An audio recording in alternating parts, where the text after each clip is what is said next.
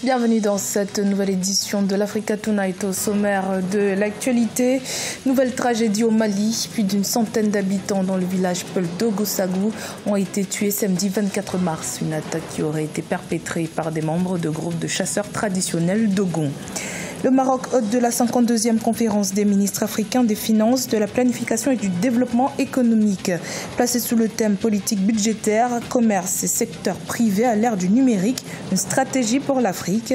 La conférence s'achève le 26 mars à Marrakech.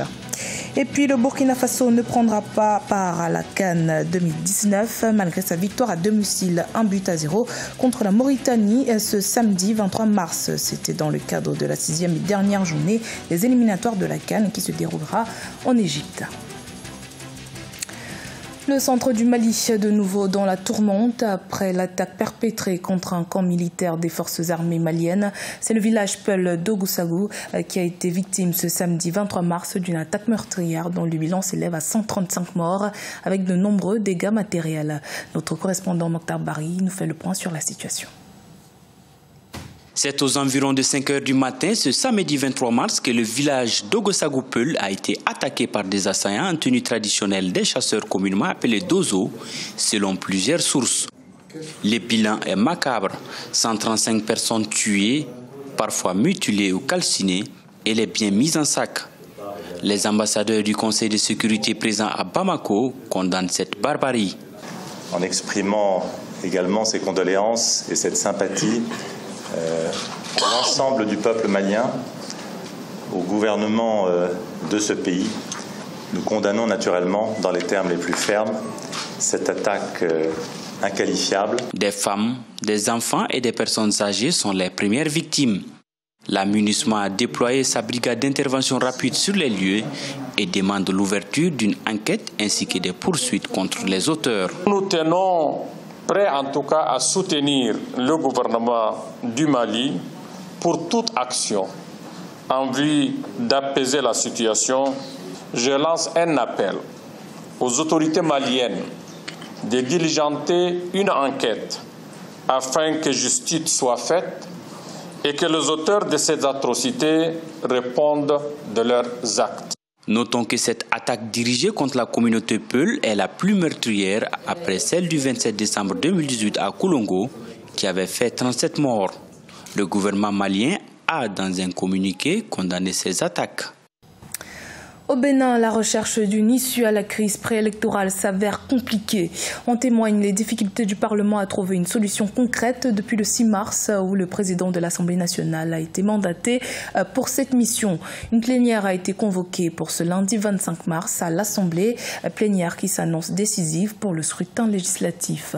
Reportage de notre correspondant Leftiono. Vive réaction au cours des débats en vue d'une sortie de crise préélectorale à l'Assemblée nationale au Bénin. En séance plénière les 21 et 22 mars 2019, les députés ont débattu des propositions de loi dérogatoires au code électoral et à la charte des partis politiques suggérées par le comité paritaire. La modification de l'article 80 de la Constitution n'a pas été évoquée lors des échanges en plénière à cause des contestations au sein de la classe politique et de l'opinion publique.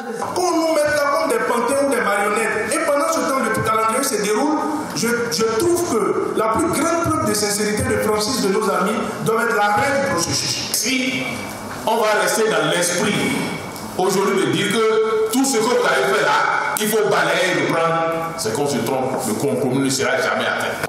L'option de la procédure d'urgence de l'étude des lois dérogatoires ou les élections inclusives a été écartée au cours des discussions.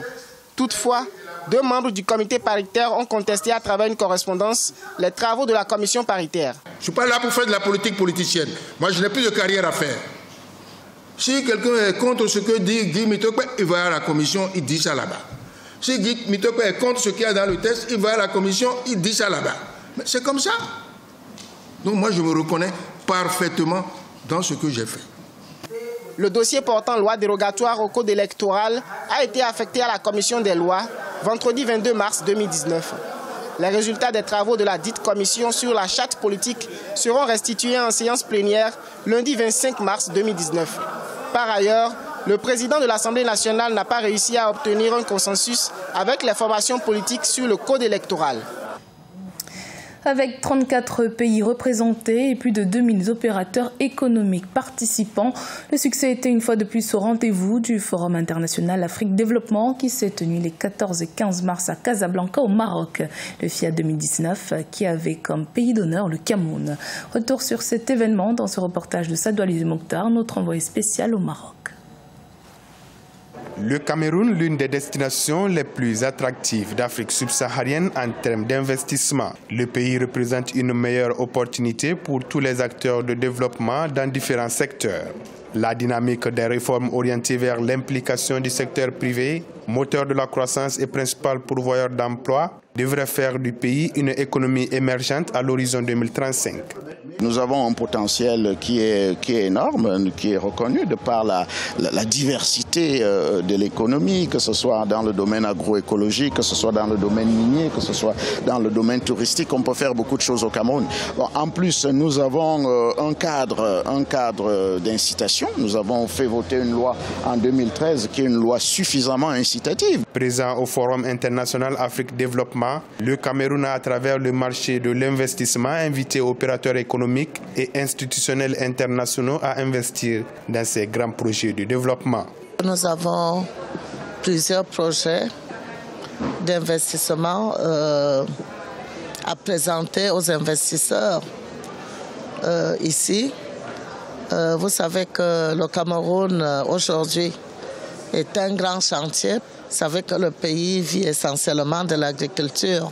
Nous voulons passer de l'agriculture de simple à l'agriculture de seconde, voire de troisième génération. Pays d'Afrique centrale, le Cameroun avec un potentiel important au plan hydroélectrique, minier, agricole et énergétique, a mis en œuvre ces dernières années, selon les analystes, des réformes incitatives en dépit d'une conjoncture internationale difficile. Fabriquer localement une voiture de course pour des compétitions à renommée internationale, un pari qu'a relevé l'équipe de course égyptienne Rahala. Une avancée qui permettra à Rahala de réduire sa dépendance aux importations. Aïssatou Bari et Siamlo Victor Assedji. En Égypte, l'équipe Rahala, passionnée de course, veut se frayer un chemin sur les pistes internationales avec une voiture assemblée localement. Cette initiative vise à réduire sa dépendance aux importations et développer l'expertise locale en la matière. Bien que certaines pièces de la voiture, y compris le moteur et les composants internes, le châssis et la carrosserie sont fabriqués sur place. Au lieu de faire appel à des équipes étrangères pour la maintenance et la location de voitures, nous avons décidé de fabriquer des voitures similaires. La première étape consistait à acheter un design à l'étranger car ils ont plus d'expérience dans la conception de voitures de course. Puis l'ensemble du projet a été exécuté ici en Égypte.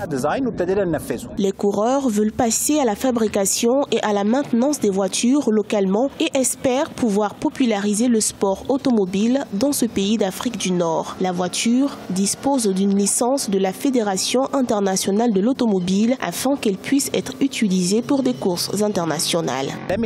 Mon rêve est de hisser le drapeau égyptien dans une grande course internationale telle que celle du Paris-Dakar, la plus grande course du monde, ainsi que d'obtenir de bons résultats si Dieu le veut. L'équipe Rahala fait partie d'une communauté grandissante de coureurs égyptiens dont les efforts incluent la création d'une école pour former les amateurs de course. La voiture a été assemblée en 2012 et a depuis été utilisée par l'équipe dans les compétitions locales et internationales, y compris le Rallye Dakar en 2014. La 6e et dernière journée des éliminatoires de la CAN 2019 a opposé au stade du 4 août la Mauritanie au Burkina Faso.